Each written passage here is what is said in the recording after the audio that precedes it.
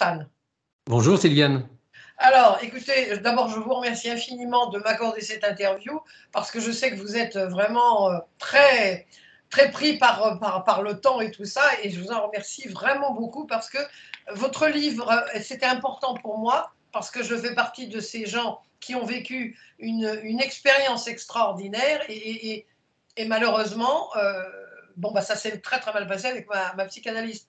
Et donc, quand j'ai lu enfin la quatrième de couverture, et puis j'ai écouté le podcast que vous avez fait avec Anne, là, je me suis dit, il faut absolument que je parle à Stéphane. Voilà, alors donc je vous remercie infiniment. Mais c'est moi qui vous remercie de l'invitation.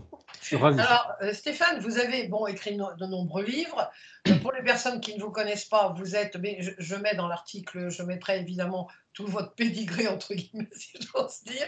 Donc, vous êtes journaliste et vous avez fondé, il y a quelques années, l'Institut de recherche des expériences extraordinaires, l'INRES, et il y a comment dire, un magazine qui sort tous les 3 mois qui s'appelle Inexploré. Hein. Donc, je le montrerai aussi parce que c'est vraiment quelque chose d'extraordinaire. Vous êtes un pionnier des recherches extraordinaires. Alors, la première question que je vais vous poser, Stéphane, c'est pourquoi vous êtes-vous lancé dans ce livre et pourquoi ce titre, Un fantôme sur le divan?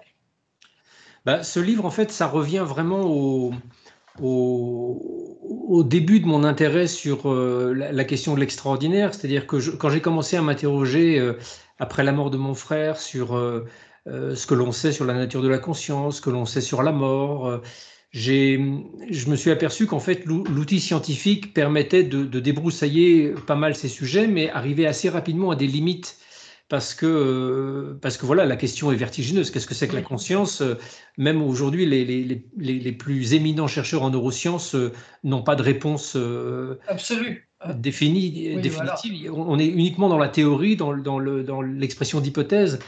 Et du coup, cette absence d'une compréhension globale de ces phénomènes conduit notre société au sens large à considérer que tous les phénomènes extraordinaires qui semblent avoir trait à la conscience sont forcément des illusions, sont forcément des productions de notre hallucination, ou de nos imaginaires, ou le fruit de pathologies mentales. Donc, spontanément, c'est vers les psys que je me suis tourné il y a très longtemps, au début de mon intérêt sur ces questions-là, parce que quand vous entrez dans un cabinet de psy, a priori, la personne n'est pas là pour décider si ce que vous dites est réel ou pas réel, elle est là pour identifier si vous souffrez ou si vous ne souffrez pas.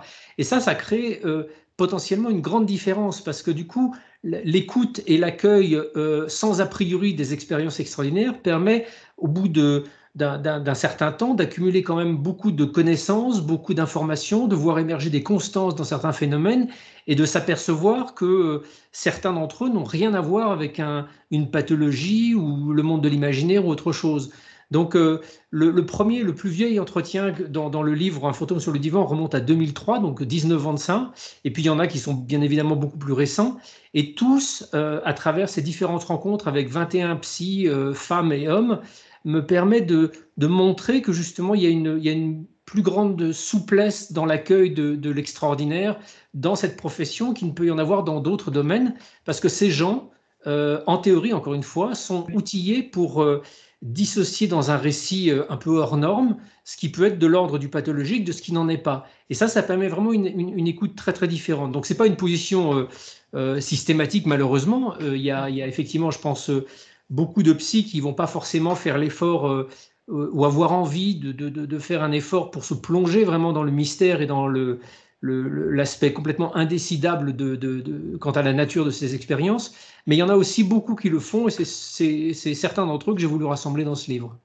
Alors, bon, vous donnez la parole. Moi, quand j'ai fini votre livre, que j'ai dévoré, bon, c'est parce qu'évidemment, bon, tous vos livres sont fascinants, mais à chaque fois, je dis c'est passionnant. Mais ce qui m'a vraiment interpellée, entre guillemets, c'est vous donner la parole à tous ces gens ordinaires qui vivent des choses extraordinaires. Parce que quand on vit, on est, bon, comme moi, je vis un truc extraordinaire qui, moi, m'a tout de suite paru extraordinaire. J'en parle 20 ans plus tard.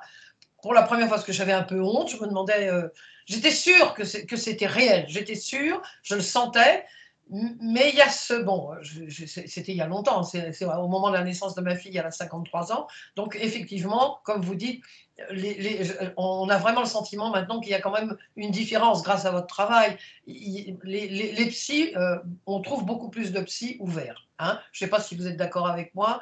Bon.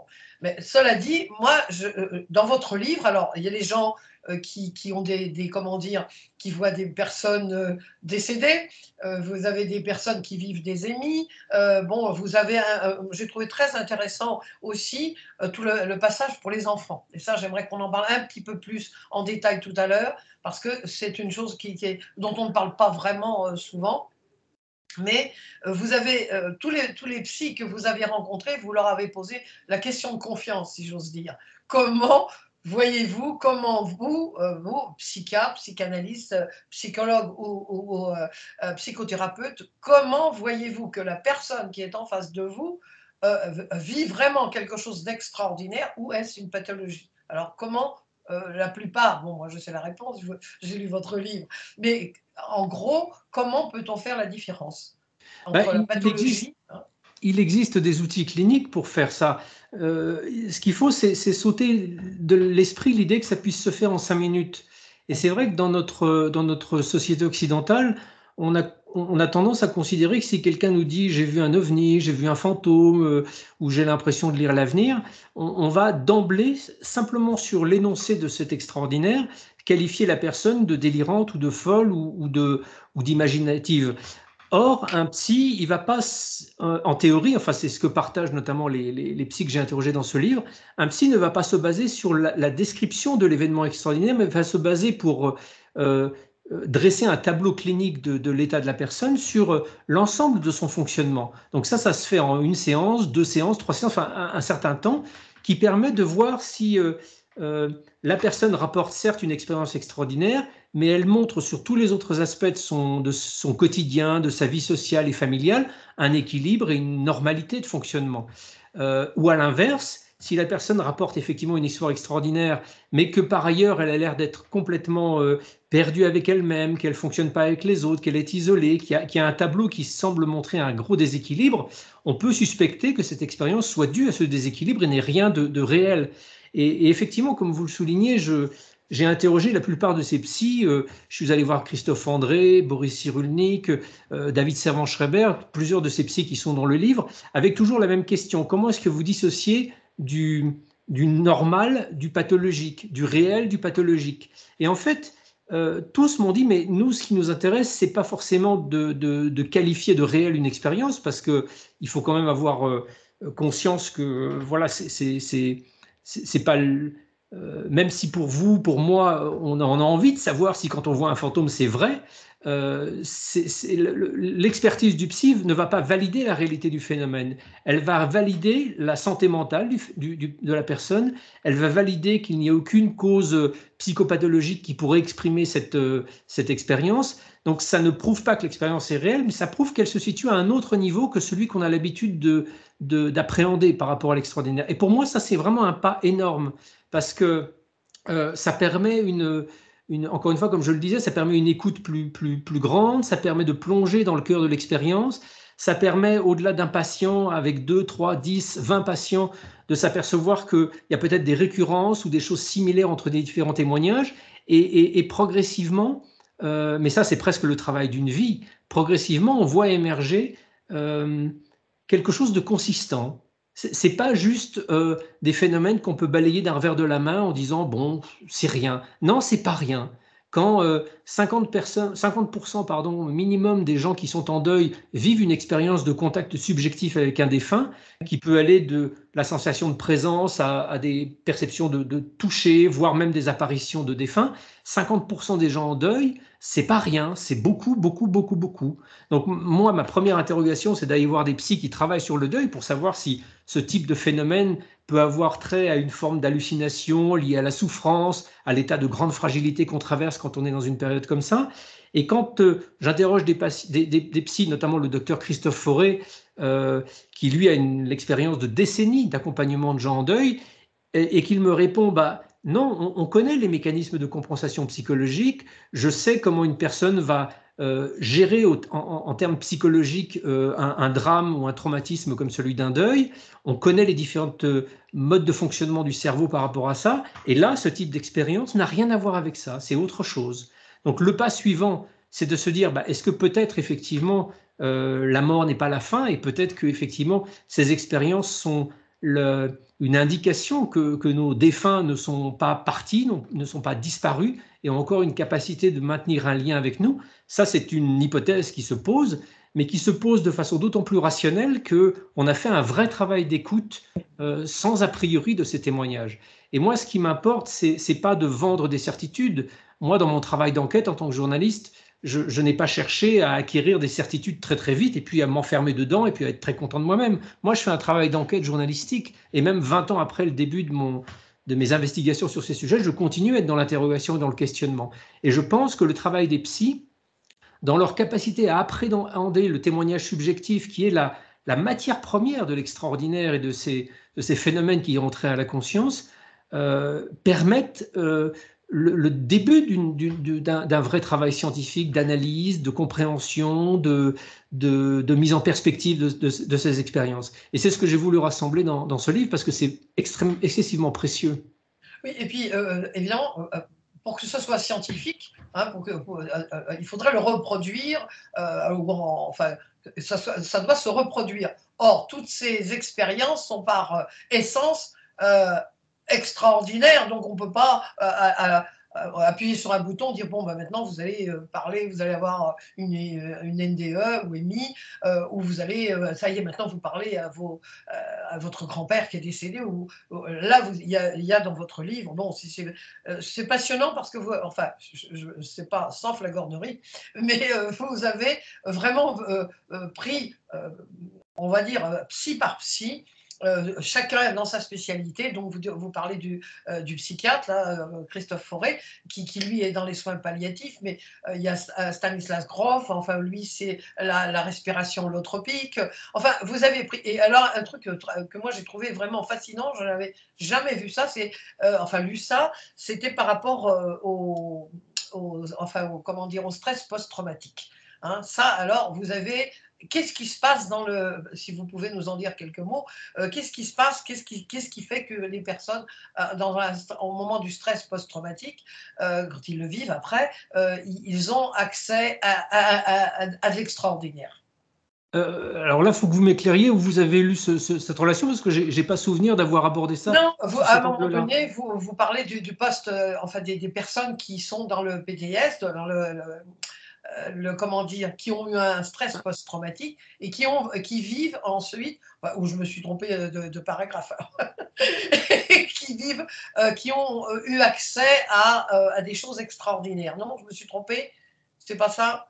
Alors peut-être que en fait, je dis pas ça. Et Non, je bon, pas alors, que ce soit dit ça. dites-moi. En revanche, le syndrome de stress post-traumatique, oui, en fait, je ne sais pas à quoi vous faites référence parce que il me semblait, alors peut-être parce que bon, je l'ai lu quand même rapidement, mais il me semblait qu'au moment du stress post-traumatique, il y avait la personne après avait accès à des informations, ou à quelque chose lié à l'invisible ou quelque chose d'extraordinaire. Non, c'est pas ça? Je me suis trompée de paragraphe là? Ah non, non, non, il ne semble pas, non. Bon, je me suis trompée de paragraphe. On oublie. Alors, on va parler, vous parlez d'une personne qui a commencé bon, après, elle s'est formée aussi, mais qui a commencé comme voyante. Ça, c'est quand même extraordinaire par rapport à la démarche que vous avez.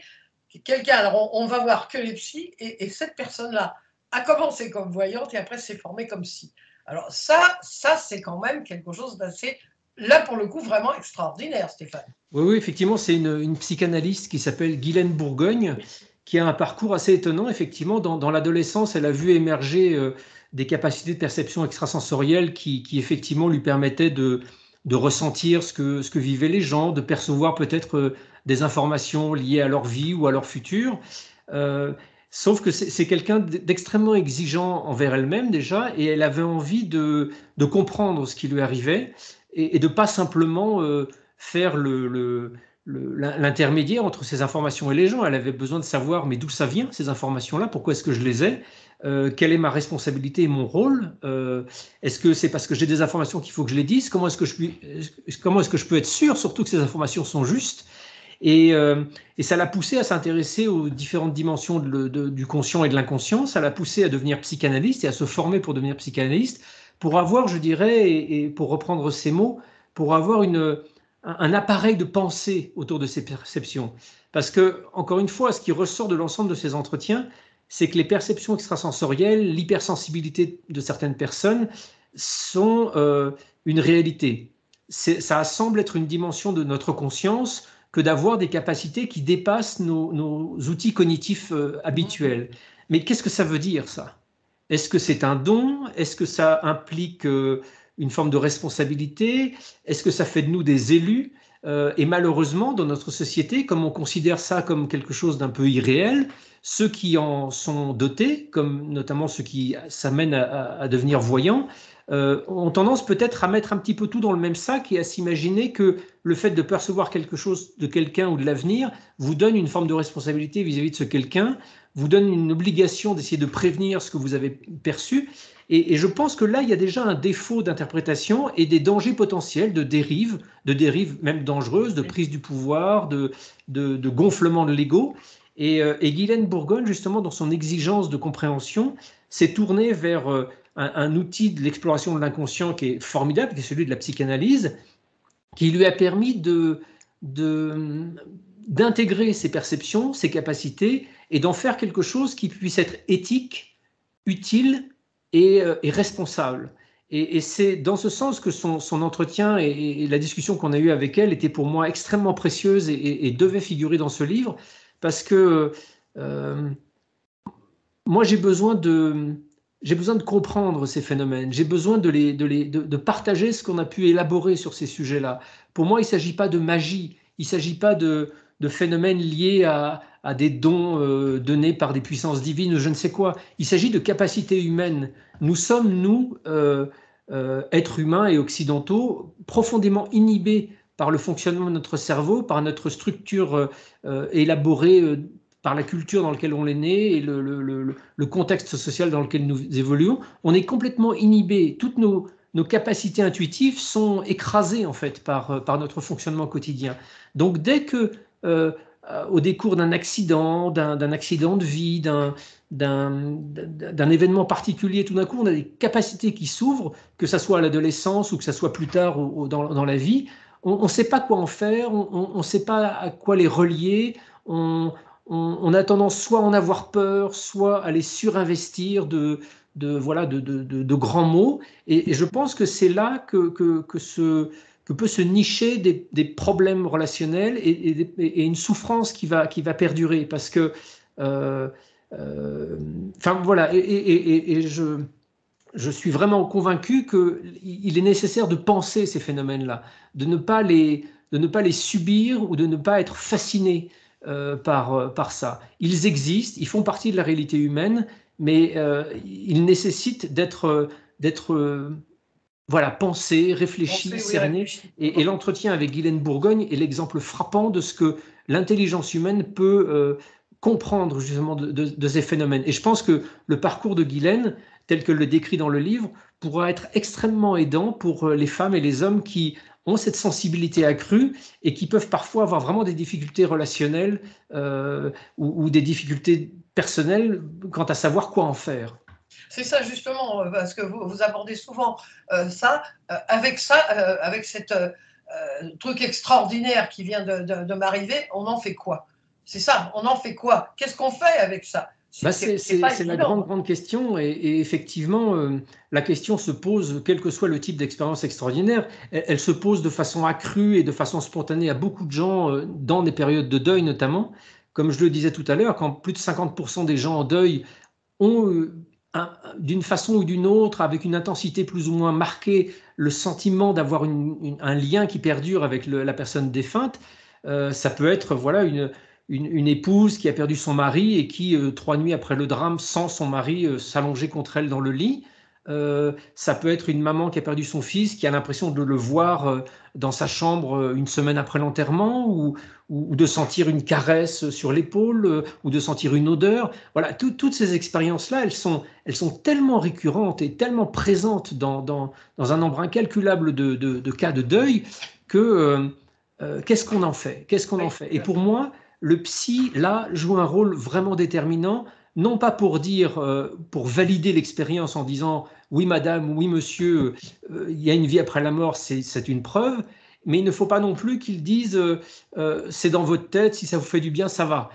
Il faut trouver une position intermédiaire qui consiste à dire, par exemple, si on a acquis une certaine connaissance clinique de ces phénomènes, de dire bah, vous n'êtes pas la seule, beaucoup de gens vivent ce type d'expérience, parlez-moi. Parlez-moi. Est-ce que ça vous fait peur? Est-ce que ça vous fait du bien? Et élaborer autour de ça. Et c'est ainsi que la parole de la personne qui a vécu l'expérience se libère, alors qu'elle peut peut-être même pas en parler à son conjoint ou même pas en parler à ses proches, parce qu'elle aura peur du jugement, à juste titre dans bien des cas. Et en pouvant libérer cette parole, ça participe presque comme une ressource positive dans un parcours de deuil. Ça ne solutionne pas le deuil, ça ne va pas faire disparaître la souffrance du jour au lendemain comme une baguette magique, mais ça crée un espace différent. Et je pense qu'un certain nombre de ces expériences extraordinaires peuvent être, alors qu'elles sont vécues comme des souffrances par certaines et certains, peuvent devenir au contraire des ressources pour mieux s'intégrer dans la vie, avoir une plus grande capacité à faire face à des événements inattendus, et pas seulement dans le deuil. Donc c'est aussi pour ça que, effectivement, dès la création de l'INRES, notamment, j'avais voulu qu'on publie un ouvrage collectif qui s'appelle le Manuel clinique des expériences extraordinaires, qui regroupait les différentes approches cliniques qui existaient autour de ces types d'expériences extraordinaires, et qui présente également les outils d'approche thérapeutique. Ce livre, d'ailleurs, est réédité depuis quelques jours aux éditions Interéditions. Et pour moi, c'est un outil précieux parce que j'ai rencontré des centaines de psys que ces sujets intéressent, mais qui se sentent parfois extrêmement démunis face à l'altérité de ce qu'il aurait raconté. Il y a des outils qui existent, il y a des psys qui ont travaillé depuis des décennies dessus. Dans Un fantôme sur le divan, il y a Bruce Greyson, par exemple, qui est un psychiatre américain, qui est un des premiers à avoir travaillé sur les expériences de mort imminente depuis le milieu des années 70. Et Bruce a acquis une expérience à la fois clinique et à la fois de gestion de l'impact de ces expériences, donc une expérience thérapeutique autour de ça qui se compte en décennies et qui est extrêmement précieuse. Vous citiez Stanislav Grof, qui est ce psychiatre d'origine tchèque, qui a émigré aux États-Unis dans les années 60, qui lui a aussi acquis une expérience absolument formidable des différents états de conscience et de leur impact sur notre psychologie personnelle. D'ailleurs, Stan Grof est, avec Abraham Maslow, un des fondateurs de la psychologie transpersonnelle, qui part du principe que l'être humain n'est pas uniquement constitué de sa biographie propre. Nous ne sommes pas uniquement des individus séparés de tous les autres. Nous sommes des individus avec une psychologie autonome, mais nous avons aussi en nous se jouent d'autres forces, d'autres mémoires, d'autres énergies. On peut les qualifier de mémoire de vie antérieure, de force archétypale, peu importe les mots. Nous ne sommes pas cantonnés à notre individu et il est peut-être nécessaire de connaître les outils qui existent, comme ceux qui ont été développés par Stan Grof et d'autres, pour comprendre voilà, les manifestations de ce domaine transpersonnel que Jung appelait l'inconscient collectif, comment ça se manifeste dans un individu et quelles sont les forces et les faiblesses que ça peut induire dans l'équilibre d'une personne. Alors, j'aimerais qu'on parle des enfants. Vous savez, alors, vous parlez à un moment donné, alors il y a trois volets. On parlera des enfants sentinelles, hein, parce que ça, si j'avais jamais entendu parler des enfants sentinelles. Et comment, parce que malheureusement ça existe. Moi, j'ai eu des clients, des patients, on va dire, qui avaient des enfants qui parlaient. Alors il y a l'ami imaginaire, et puis il y a une autre chose. Ils voient des gens. Hein, et là c'était très confus pour les parents. Hein. Alors, oh oui, mais c'est ton ami imaginaire. Oui, c'est son ami imaginaire. Mais parfois, c'était pas un ami imaginaire. C'était, bon, ben, ça, ils avaient cette sensibilité qu'ont les enfants. Ils sont pas encore mis dans le moule de il faut, je dois et de l'éducation de compétition, hein, dans laquelle beaucoup élèvent leurs enfants. Et c'est une, ça peut créer de gros problèmes chez les enfants. Moi, j'ai eu 2 enfants qui avaient des perceptions extrasensorielles. Bon, j'étais réceptive à ça, mais les parents étaient perdus. Alors, comment peut-on faire la différence entre les enfants qui ont un ami imaginaire? Bon, ça, il y a d'autres raisons peut-être pour lesquelles ils ont un ami imaginaire, et les perceptions extrasensorielles. Pour les Bah, parents, comment on réagit, ça? C'est pas facile, hein. c'est une question essentielle et encore une fois, il n'y a pas une réponse unique et magique. Je pense que la solution, elle se trouve dans une écoute bienveillante qui se déploie sur le temps. L'entretien auquel vous faites référence est celui avec la psychologue clinicienne Patricia Serin, qui travaille plus spécifiquement avec les enfants et qui s'exprime dans le livre. Et justement, Patricia m'a expliqué, comme rarement je l'ai entendu aussi clairement, le distinguo entre ami imaginaire et perception d'une autre nature. Patricia explique que l'ami imaginaire, c'est un processus psychologique classique chez l'enfant, qui est une sorte de projection qui l'aide à structurer son relation à l'extérieur. Donc c'est un processus psychologique qui n'implique absolument aucun monde invisible, qui est vraiment une mécanique que l'enfant met en place pour apprendre à parler, apprendre à interagir, apprendre à fonctionner dans un collectif. Et ça présente effectivement un tableau et une phénoménologie particulière que l'on peut distinguer de perception d'une autre nature. Mais ça ne se fait pas en 3 minutes Ah oui, d'entretien, ça bien se fait sûr. en un long entretien que Patricia explique de façon approfondie. Je pense que, euh, comme je le disais tout à l'heure, je pense que nous avons tous en nous des portes ouvertes sur le monde de l'inconscient, qui est un monde transpersonnel, qui est un monde collectif, qui n'est pas un monde réduit à notre individualité. Ces portes sont ouvertes en nous. Elles se ferment progressivement au fur et à mesure que l'on grandit, au fur et à mesure que notre cerveau se structure et structure une personnalité et un individu bien fonctionnel. Donc, le prix à payer de notre équilibre et de notre capacité à vivre dans ce monde, c'est le fait que certaines de ces portes vers le monde invisible se soient fermées. Or, dans l'enfance et la petite enfance, ces portes sont encore grandes ouvertes. L'enfant est en train d'apprendre, en interagissant avec le monde, comment il fonctionne. Il est en train d'apprendre en fait ces schémas d'analyse inconsciente de la réalité. Et, euh, et des choses du monde invisible passent encore et peuvent se mélanger complètement avec le monde visible dans lequel il évolue. C'est ce qui fait que voilà, des enfants disent percevoir des entités, des enfants disent percevoir des souvenirs de vie antérieure. Les travaux notamment du psychiatre Ian Stevenson sont édifiants à ce titre parce qu'ils montrent vraiment que les mémoires de vie antérieure sont très très présentes chez les enfants en bas âge et ont tendance à disparaître quasiment totalement avant même l'âge de 8-9 ans, comme si effectivement dans les premières années de vie, tout était encore disponible, tout était encore accessible. Euh, Maintenant, il y a quelque chose que Patricia souligne et que d'autres psys soulignent dans le livre aussi, c'est qu'il est important que euh, je dirais le but de l'être humain, c'est aussi de construire une forme d'équilibre relationnel avec lui-même et avec les autres. Donc, euh, quand un enfant a ses perceptions, il est évidemment important et prioritaire de l'écouter, de l'entendre, de ne pas les catégoriser immédiatement, de ne pas l'enfermer dans c'est dans ta tête ou les monstres, ça n'existe pas. Mais il est également important de ne pas non plus surinvestir dessus, de Oui, ne c'est pas vrai. faire de cet enfant une espèce d'enfant magique qui tout d'un coup aurait accès au monde de l'invisible, lirait l'avenir ou je ne sais quoi, parce que ça donne une forme d'injonction inconsciente à l'enfant à continuer à avoir une relation avec ce monde-là sans avoir forcément les codes pour trier et pour se construire dessus.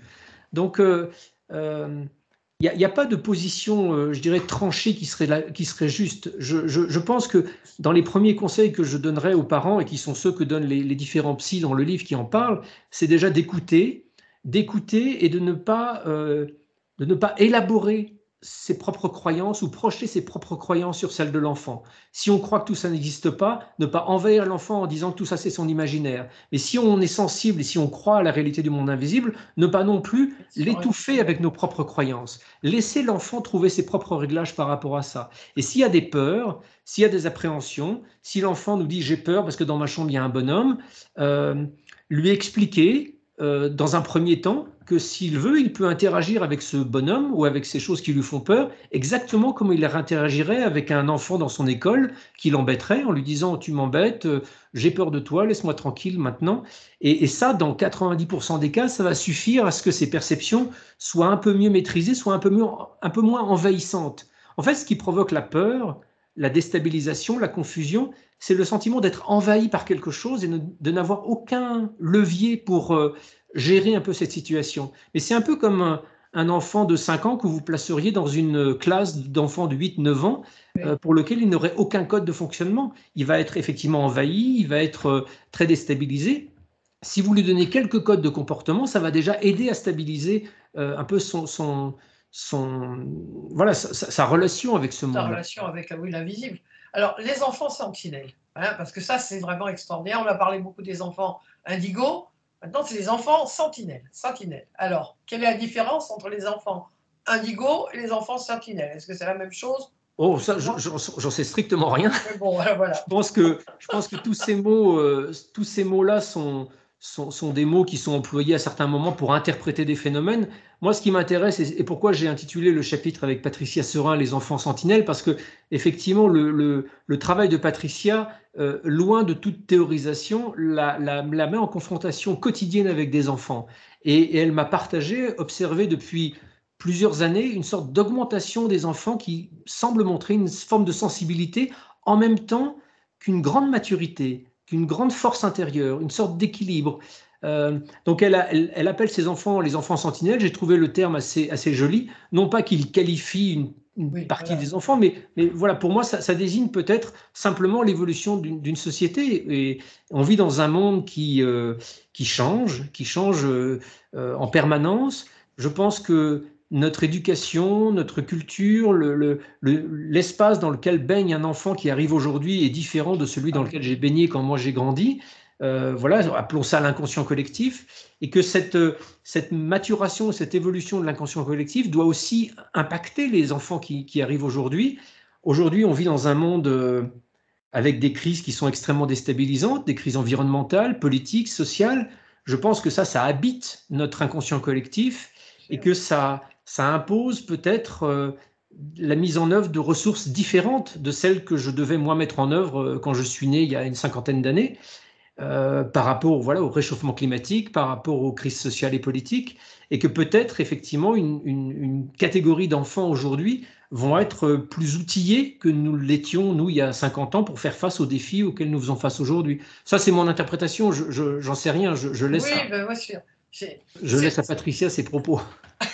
C'est ça qui est assez, à un moment donné dans le livre, un des psys que vous avez rencontré dit ni accepter inconditionnellement, ni rejeter. Voilà, donc il y a un équilibre, hein, c'est ça que j'ai trouvé. Et moi, ce que j'ai trouvé dans tous les psys que vous avez rencontrés, c'est ils parlent tous d'accueil. Accueillir ce que la personne est en train de vous apporter, sans justement, alors même là on parlait des enfants, et tous les bienveillants. Tous ceux que vous avez interviewés étaient des psys bienveillants. Hein. Mais pour moi, c'est essentiel. Vous savez, on passe sans s'en rendre compte, on passe notre temps en permanence à tout interpréter. Oui, c'est vrai. Et même quand on ne le fait pas consciemment, notre cerveau le fait inconsciemment. C'est-à-dire que nous n'avons pas une relation au monde où nous serions des sortes de capteurs qui percevrions un monde dans sa totale réalité. Nous ne cessons d'avoir un espèce de jeu de va-et-vient entre notre intériorité, notre individu, et l'extérieur qui fait réagir ou ne pas réagir certains schémas que l'on a acquis dans notre existence. Donc, on interprète tout. Il se passe quoi que ce soit dans notre environnement, de bizarre ou de pas bizarre, on l'interprète immédiatement. Et plus encore, j'ai envie de dire, quand ce qui arrive dans l'environnement est de nature extraordinaire, incompréhensible, inconnue, on va avoir tendance encore plus à interpréter, à calquer des croyances spirituelles, des croyances religieuses, des croyances complètement matérialistes.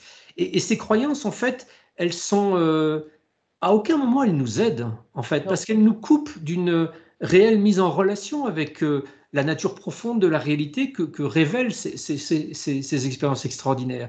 Donc la posture d'écoute d'un psy qui, lui, a priori, a été formé à savoir la fermer pour écouter, Oui. euh, et à mon avis, enfin, moi, m'a beaucoup impressionné et j'ai beaucoup appris au contact des psys qui sont dans le livre et puis de plein d'autres, justement dans cette nécessité de se taire.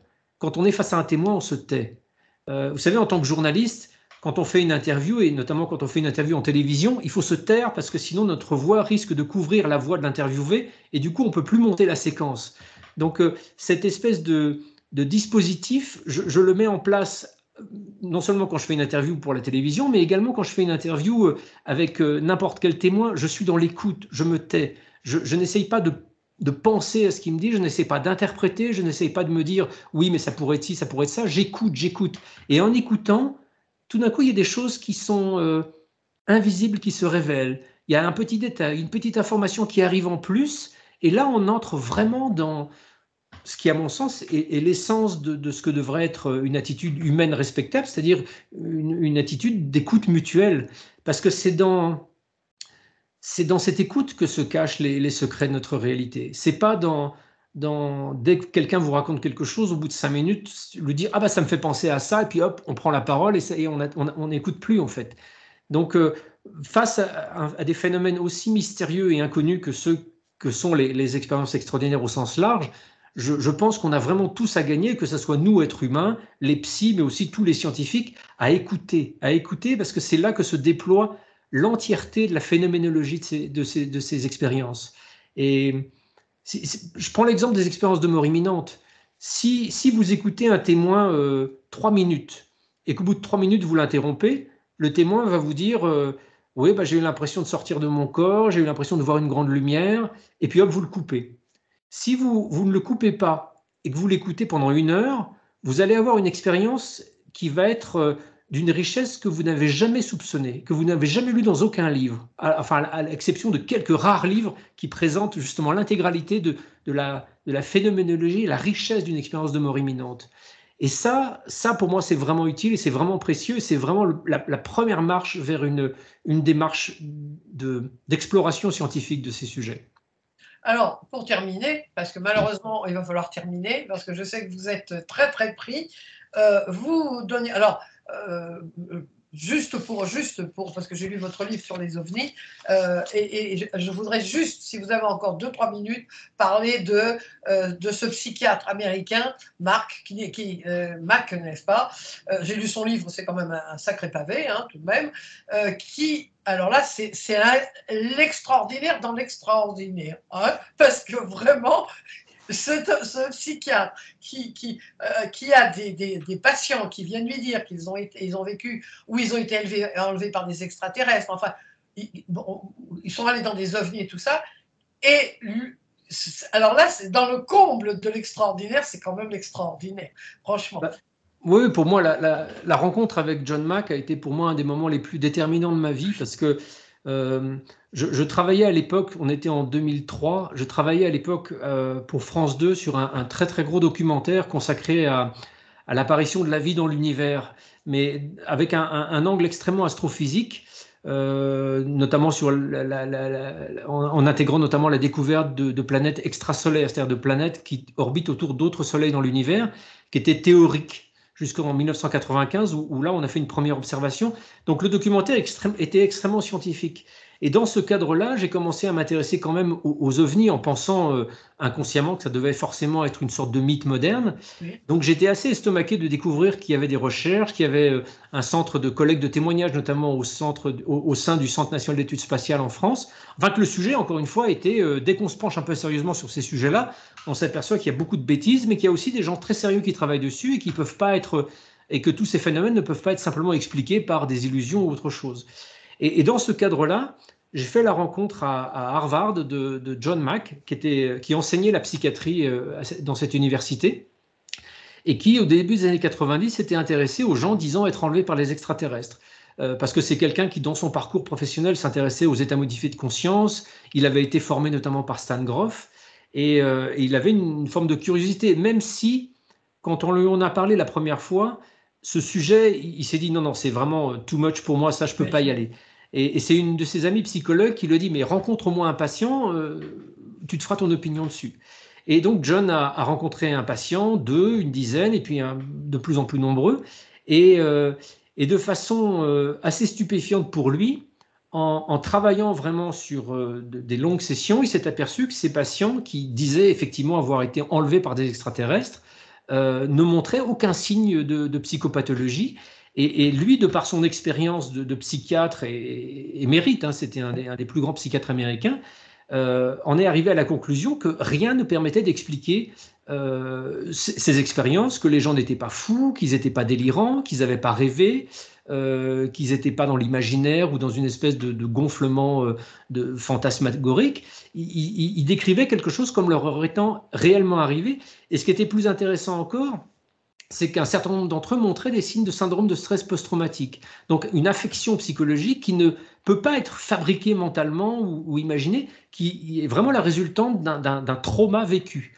Donc comment est-ce que des personnes saines d'esprit peuvent être impactées par quelque chose de traumatique qui n'est pas censé être possible? Et là où John Mack est pour moi quelqu'un qui a été extrêmement impressionnant, c'est que fort de ce constat, il n'a pas basculé de l'autre côté en commençant à défendre partout l'idée que les extraterrestres étaient là ou je ne sais quoi. Il est resté sur sa posture de psychiatre en disant, voilà, moi en tant que psychiatre, je peux vous assurer de ça, maintenant vous en faites ce que vous voulez, c'est pas à moi de dire que les ovnis sont là ou je ne sais quoi, c'est pas à moi de dire que les extraterrestres sont une réalité. En revanche, ce que m'ont dit ces patients-là les a affectés comme quelque chose de réel et ils sont pas fous. Voilà. Ouais. Et ça, moi qui à l'époque était vraiment dans une interrogation extrêmement binaire, est-ce que c'est vrai, est-ce que c'est pas vrai, j'ai trouvé sa posture à la fois d'un grand respect vis-à-vis de ses témoins, mais aussi d'une grande richesse et d'une grande méthodologie pour justement aller un peu plus loin que c'est vrai ou c'est pas vrai. Et j'ai rencontré John donc en septembre 2003. Il est mort dans un accident de voiture un an plus tard, mais pendant cette année, on a pu échanger à plusieurs reprises. Je suis revenu le voir à plusieurs reprises. J'ai rencontré certains de ses patients. Et c'est vraiment, je pense, ce qui m'a inspiré à créer l'INRES quelques années plus tard, c'est-à-dire de regrouper des psychiatres ou des psychologues ou des psychothérapeutes, psychanalystes, qui s'intéressent à l'extraordinaire et qui développent des outils cliniques pour entendre l'extraordinaire, entendre le bizarre, sans avoir à se prononcer tout de suite, comme je le disais au début de notre entretien. Et John Mack a eu un impact énorme dans la recherche sur ces sujets-là, parce que, voilà, je pense que, comme vous le souligniez tout à l'heure, ces expériences ne sont pas reproductibles en laboratoire, donc on ne peut malheureusement pas prendre quelqu'un en disant, bah voilà, revis ton expérience d'enlèvement, ou alors, voilà, revis ton EMI. Donc il faut trouver une autre manière d'explorer, de travailler rationnellement sur ces expériences extraordinaires.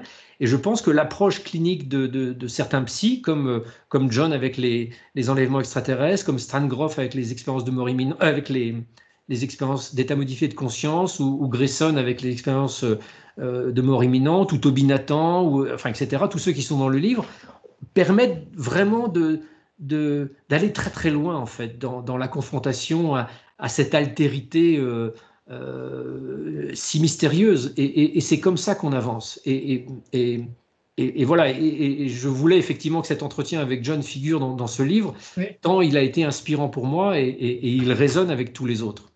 Oui, oui, parce que c'est ce qui est extraordinaire pour nous en France, au Portugal ou aux États-Unis n'est pas forcément extraordinaire en Afrique. C'est justement ce psychiatre dont vous venez de parler. Et c'est pour ça que je conseille vraiment votre livre, mais chaleureusement. Hein, chaleureusement et sans flagornerie, parce qu'il y aura... Alors bon, enfin, je réalise le truc sur les post-traumatiques parce que j'ai mal lu quelque chose. Mais bon. John Mack évoque ça, plusieurs autres évoquent ça, oui.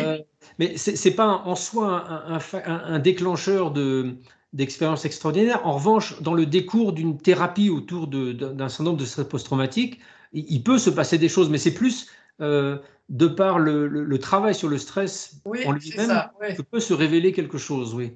Avec Alors, on va terminer sur quelque chose, puisque personnellement, j'ai commencé en vous disant que moi, je voulais absolument vous interviewer parce que je n'avais pas eu la chance d'avoir une psy, enfin ma psychanalyste m'a dit, mais ça c'est à la naissance, oui voilà.